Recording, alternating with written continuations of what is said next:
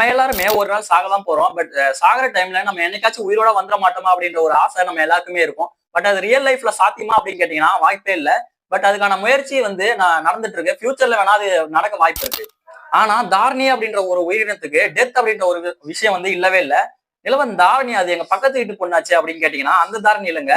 அதோட full name என்னன்னு பாத்தீங்கன்னா டுரிப்சாசிஸ் தார்னி அப்படின்னு சொல்லப்படக்கூடிய ஒரு ஜெல்லி ஃபிஷ் தாங்க.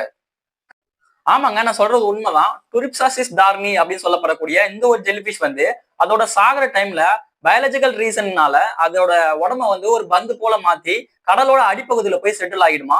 அதுக்கப்புறம் அது புதிய ஜெல்லிபிஷா வந்து மாறி வருமா. இளவன் இதுக்கு உண்மையாவே சாவே இல்லையா அப்படின்னு கேட்டீங்கன்னா பயாலஜிக்கலா வந்து இதுக்கு சாவு இல்லை. பட் அதை யாருன்னா அட்டாக் பண்ணாங்கன்னா அது வந்து செத்துரும். அதோட உடம்புல நடக்கக்கூடிய அந்த ஒரு ரியாக்ஷனுக்கு நேம் என்னன்னு பாத்தீங்கன்னா டிரான்ஸ் டிஃபரன்சியேஷன் மெத்தட் அப்படின்னு வந்து சொல்லுவாங்க. சுருக்கமா சொல்லணும் அப்படின்னா நம்ம வயசாகி மறுபடியும் ஒரு எல்கேஜி பையனா திரும்பவும் வந்தா எப்படி இருக்கும் அந்த மாதிரி.